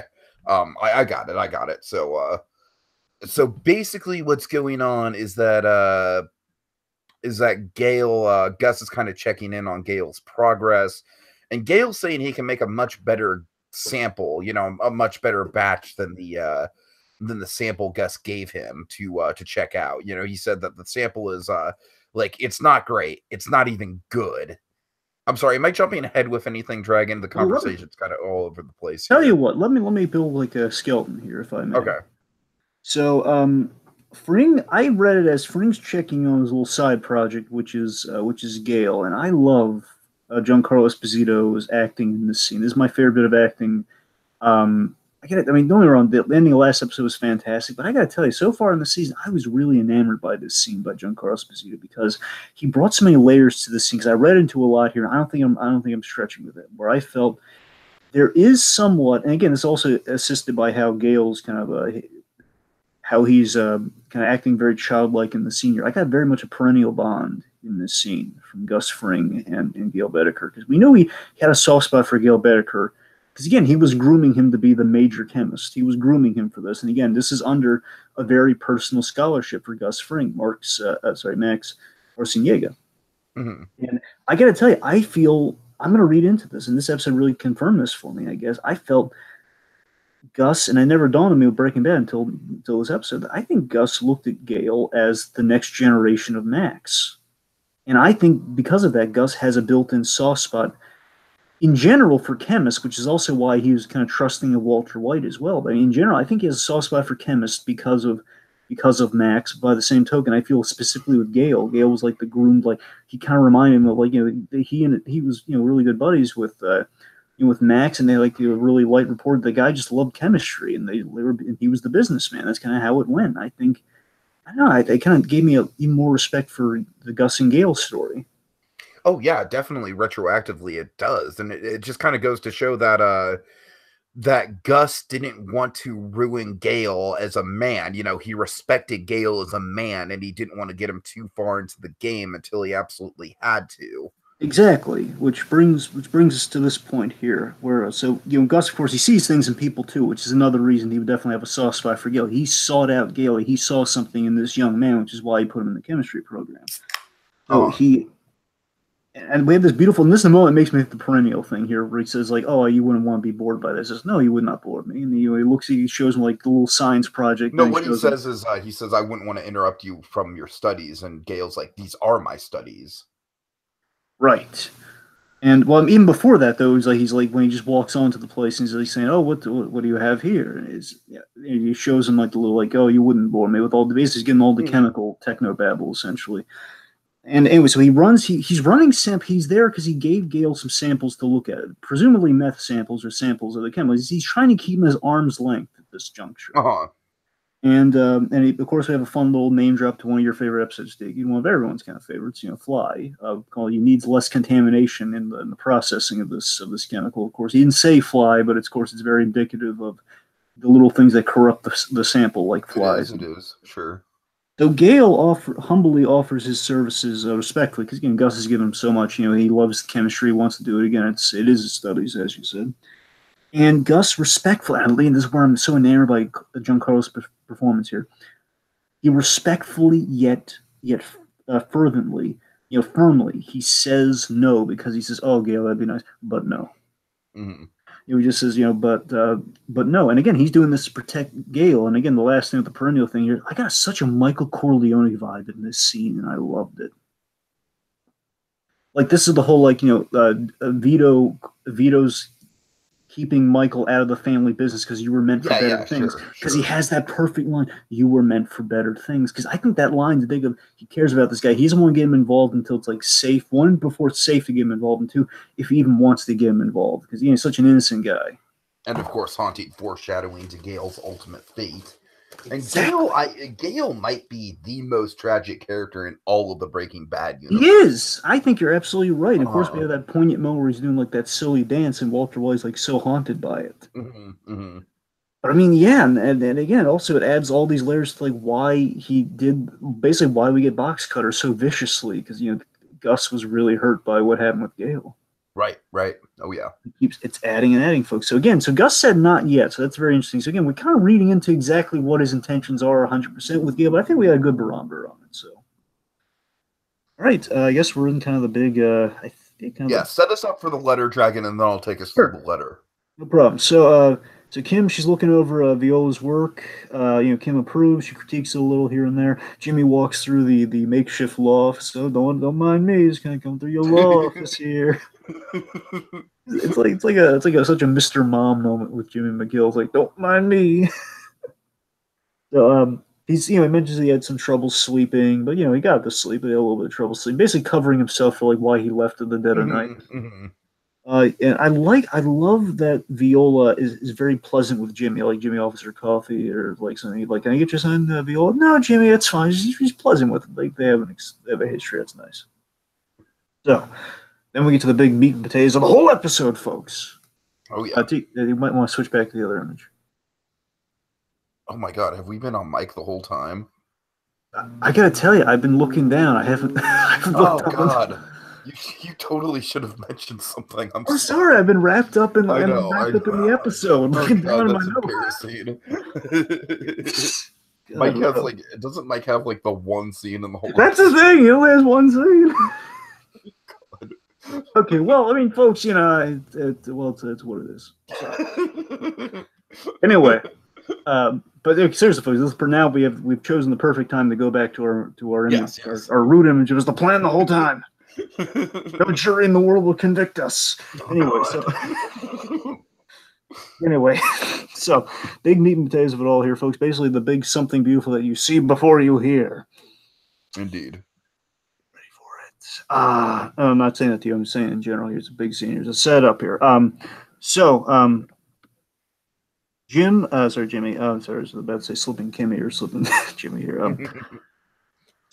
Kim, she hid the letter last episode. She hid the letter and the agreement. Basically, she gives Jimmy the stuff she meant to give him last episode, but again, she didn't want to break his wings, so to speak, clip his wings. So she gives Jimmy the agreement letter. Says, "Oh, how much? Roughly, $5,000. Okay." He just signs that instantly. I like Then how he he's looks on the bright side. It's like, all right, I can pay off my MasterCard. yeah. Wait, does he say that? Yeah. That's a good. I missed it. That's a good one.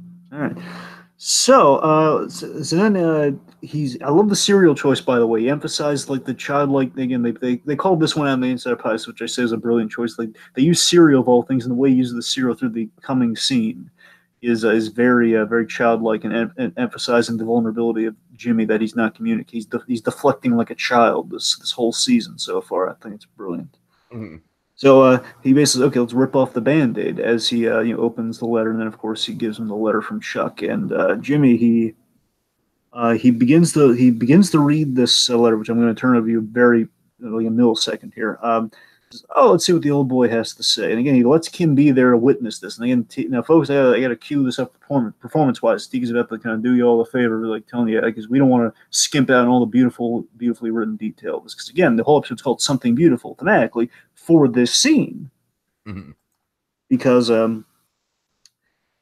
Kim, Bryce Seahorn and Bob Odenkirk, they have this perfect performance. They're on two different wavelengths here, but in the best of ways, where Jimmy knows something that she doesn't, which is coding why he's reacting a certain way, and while she's on the edge of her seat, seeing how Jimmy's going to react. She wants to know what's in that letter too, because it's killing her on the inside.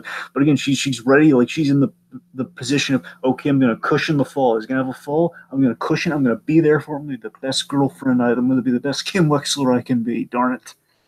And Tiki hit him with it. Doesn't exactly go that way. All right.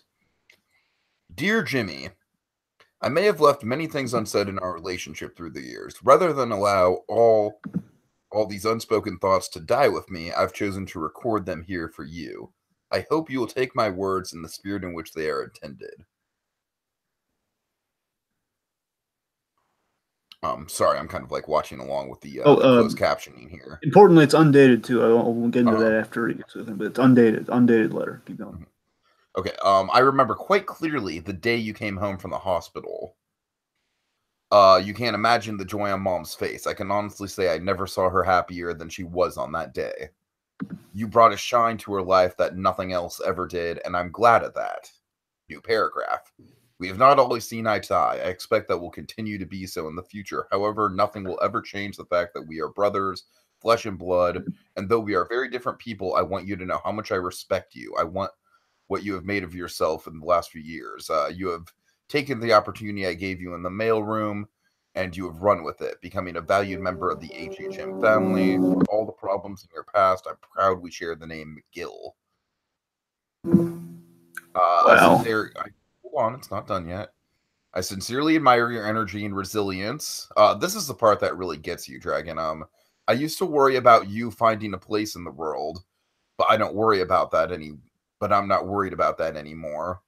I'm certain now that no matter what the future may bring, you'll land on your feet. And I hope when you read this, you'll remember that not only as your brother, but as a person you knew was always in your corner. And he just signed it, Chuck. All right, before we get to Kim's reaction, Dragon, I just want to say, like, how bullshit is it? Like, it's a beautiful letter, and it's very well written. It is, Jimmy says, like, well, the man could write a letter. Exactly.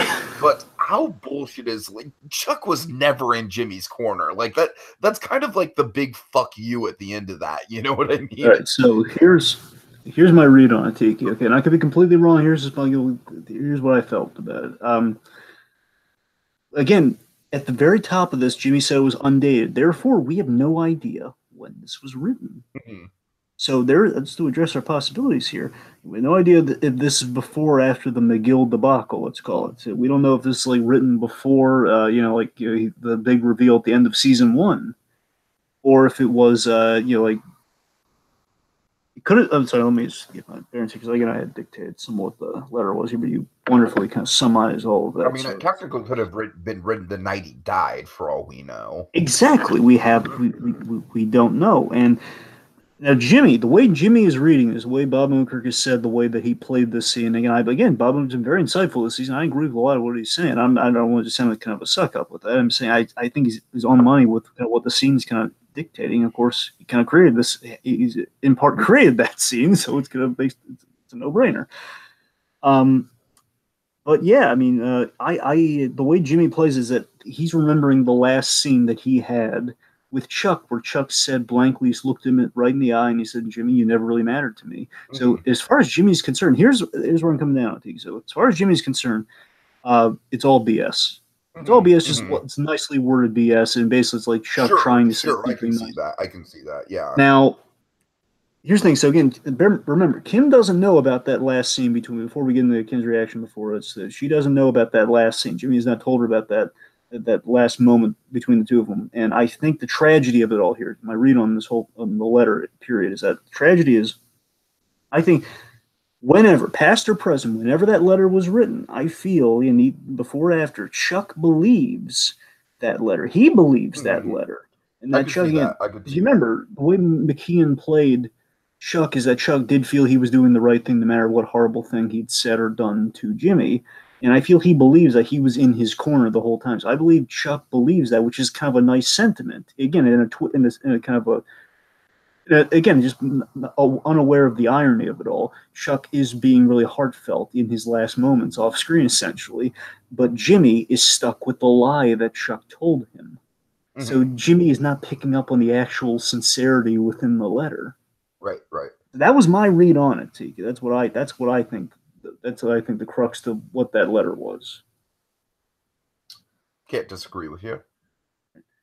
So, Kim, oh God, we basically have this moment. Ray Seahorn, and give her an Emmy, folks. Come on, let's just give her like a little. Do you know what, Tiki? I'm going to raise you this. We're not just going to give her an Emmy. We're like, Jonathan Banks, you can sit in your chair. It's fine. Do the crossword. It's fine. We'll do this. Someone get a forklift, and we're going to get an Emmy model. Oh my God. Model of little Emmys all throughout a Mesa Verde-sized Emmy building. Ray Seahorn, because in this scene so brilliant, like she earned it last episode easily. Like that's what I put the down payment on the Emmy. Now she's fully earned the Emmy here. It's like, oh my God, she basically, you see her reaction throughout the letter, and she's looking at Jimmy, and basically she sees, and what she conveys in the moment here is that, again, this performance, like her just being completely like on her sleeve emotional. Again, I'm convinced, and I could be wrong here again, but for anyone playing the drinking game, stock up your Sarajevo here, because it was something beautiful. And again, because of her reaction, I'm not crazy with that, right? This has to be the something beautiful, actually, aside from what he just says at the top of it. Yeah, no, you're not crazy at all. And again, like her seeing that, again, her being touched by the And letter. of course, Kim has always kind of grappled with the fact that, like, my God, we kicked a sick old man when he was down, essentially. I think Kim was touched by the letter, but at the same token, she saw the screw you at the end of it. Mhm. I think she picked up on a little bit of screw you, and regardless, like she knew that whatever good or bad, Jimmy was going to be hit by this letter, and the fact that again she couldn't. She looks at Jimmy, and Jimmy's just again throughout the scene. By the way, while he's reading this whole scene, he's very nonchalant, just again reading like a telegram and then eating cereal every now and again. Uh-huh, uh-huh. As he's doing that, again, she's paying attention to all that, and again, Jimmy's giving no reaction, and he's so callous in that, and again, so callous in the transition to Saul Goodman. He's kind of unaware. And again, just an important thing in Jimmy's arc for the whole season. It seems that Jimmy is unaware of how becoming Saul Goodman is affecting Kim and affecting the people around him. Where he's focusing on how it affects him, but not seeing how it affects Kim. And she's very troubled. He says, "But the man I love is broken, and I can't fix him." Right, right. And she sees that something's broken in my little Jimmy McGill, and I can't fix him. And again, she's the emotion, the fact that she can't. Kim Wexler, her character, is all about composition and keeping herself composed in the most raw of emotional debacles. Like she's always there for Jimmy when he falls. He's not falling, and she doesn't know what to do, and she just runs off. And like, it's Kim, it's okay, it's a nice letter. I love that moment. It's a nice letter. It was a nice letter. It's fine. It's like, no, it's okay. You don't have to. I love that. See, I think he does care about her, but at the same token, he's just not. He's not seeing how he's going through a transitional phase. And I love that. Yeah, good stuff. Good stuff. I couldn't Oh have my said it god, better myself. it's perfect. I love the great ending. It's great. All right. So yeah. All right, so speculation then. Okay. Promo episode 4. So we see Jimmy on the first day of one of his new jobs. Mm-hmm. We still know what is. He like flips a sign of like we'll be right back. Like so we haven't seen quite exactly what the job is, but it might involve there was a truck that Jimmy was standing in front of. So I don't know if this is a job or not. It's a desert beverage truck. I think it's playing on the whole dessert thing. So it's like it's a desert beverage truck. So I'm not entirely sure what that means for him. But anyway. The cousins are staking out a silver Firebird, that poor owner of that car. I feel so bad for whoever's driving. Right? So whoever is driving that car. Let's see. It looks like we're gonna have an intense conversation with, and again, it was obscured, so it's kind of hard to tell who Gus is. Gus is having a conversation with either Mike or Victor. And it looks really intense, and it's kind of hard to tell because they're like from the side. You can tell a person is kind of has either shaved or bald head. Could be either or. Not entirely sure. Kim's in a in a courtroom observing, like she's not on trial, but she's there. And we have a big shootout again. Basically, we saw half of the big shootout. We called Nacho's bloody sleeve in the promo in the trailer for the season, Teak, and that's what we saw this episode. Next episode, we're going to see more of a shootout. Uh-huh. So we got a big shootout happening, and importantly, the last big detail, Tiki, there was a fire around what looked like AZ Fine Upholstery, Nacho's father's. Oh shit! It's either El Michoacan Taco place or that. 'Cause I could have sworn that roof looks identical to the upholstery place. So there's a big fire at the top of it. So I think things are gonna get worse for Nacho this season. I mean, could you imagine if his father goes, and the irony of like he did the pill swap to protect his father, and then his father gets killed because of the pill swap. Oh my god, that would right. All right. So spec. I don't have a lot of spec. What do you got? I don't have a lot of spec either. I have a question though. Like after the whole just stay away, Howard. How do you think Hamlin's going to factor in moving forward? Because he sat this episode out.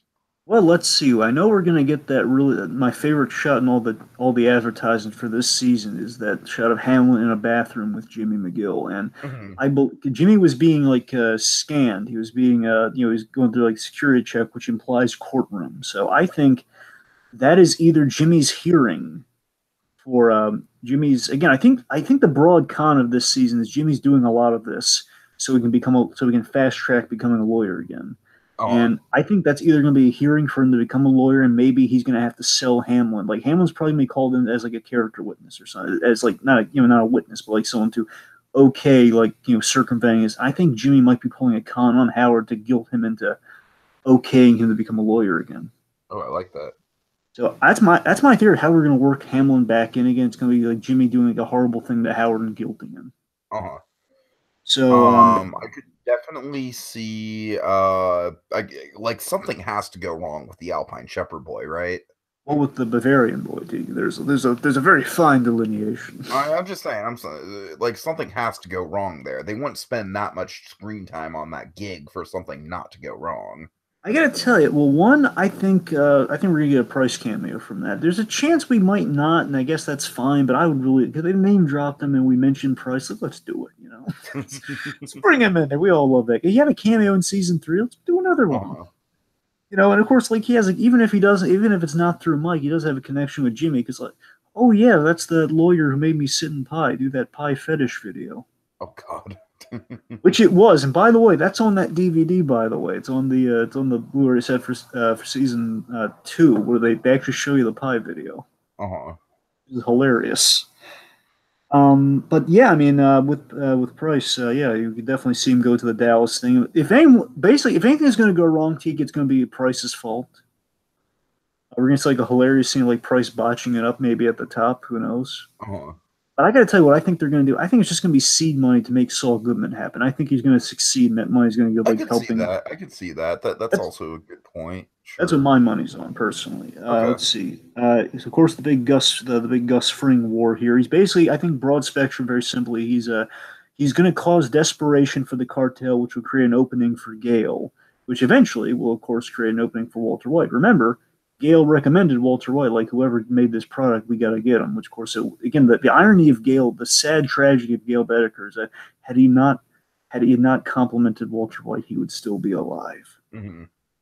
It's a tragedy. Kim, now this is important with Kim. I got to hit this, and the last thing I really have here. Okay.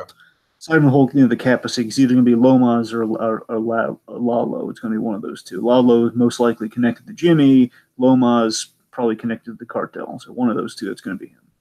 But seriously, the Kim Wexler role here, my big theory of Kim.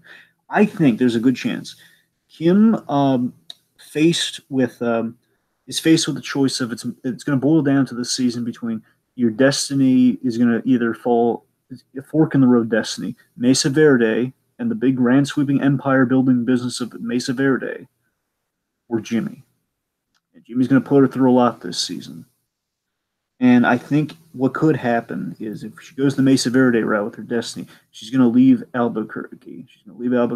And I think we're going to end basically bridging off your grand sweeping gene theory, Tiki. I think she's in Nebraska because she's at a Mesa Verde branch of the bank. No, I like that. I'm just saying, they mentioned Nebraska because, like, we always kind of figured that she'd be back in Nebraska to get back to her roots, essentially. But which could happen too. They've been promising we're going to get more of Kim, maybe get into her backstory a little bit more. So you never know. You might be still rolling the money with that. All right, that's all the spec I got too. Perhaps Tiki. We should call somebody. Yes. I know who to call. You know who really needs a call right now, Tiki? After everything that's happened this episode. Oh God. Okay. We gotta call Nacho and tell him to get well soon. We gotta give Nacho like a get well soon call. So the poor lad's been through so much. Let's see if his phone's still working after all of that. All right. Oh, Jimmy, don't know if the number should still be working, folks. But you ready? Yep. 505 242 6087.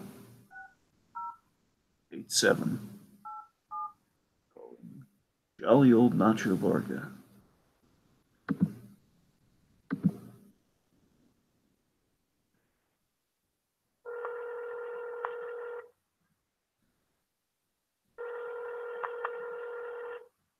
Nacho, who's it? Get well soon, Nacho. We love you, buddy. All right. So we left that message. Okay. All right, so final thoughts then. Final thoughts. Yeah, like, this was a very slow-paced, very meticulous episode, but done in the best of ways. I don't necessarily think it was the best of the three, but I do think it has some of the standout moments of the 3 that we've gotten so far, especially that cold open. Just a damn mighty fine cold open right there. Great slice of Vince Gilligan directing. Or, I'm sorry, not Vince Gilligan. I'm sorry, Dragon. I make the mistake of just crediting Vince Gilligan with everything. Daniel Sackheim. Daniel Sackheim did an Yes. excellent job directing this, and Gordon Smith writing it. Yes, Excellent. yes, Our chicanery team all the way, buddy boy. and just kind of like in a broad kind of thesis statement, it's just great to see like the Venn diagram kind of falling into place, and I can't wait to see the rest of the ride. Yeah, I love the whole Something Beautiful thematically. I think that was really well laid throughout the It's thing. seriously one of the best episode titles in that regard. I'm impressed with how much we've mined from that. Oh yeah, and of course, just the idea with that for all the storylines you could make the argument for is that again, there's something appealing, something quite beautiful with a darkness or like something kind of countered, something to juxtapose it. There's an underlying, there's a hook. There's something off with this. There's something not right with it there. Where again, Mesa Verde, but Kim's concerned, it's a lot. Jimmy, he's he wants to like do this simple job, which again it's a criminal act, and something that's gonna in the end, but obviously with the episode, something that is slowly tearing his soul away from Kim Wexler's.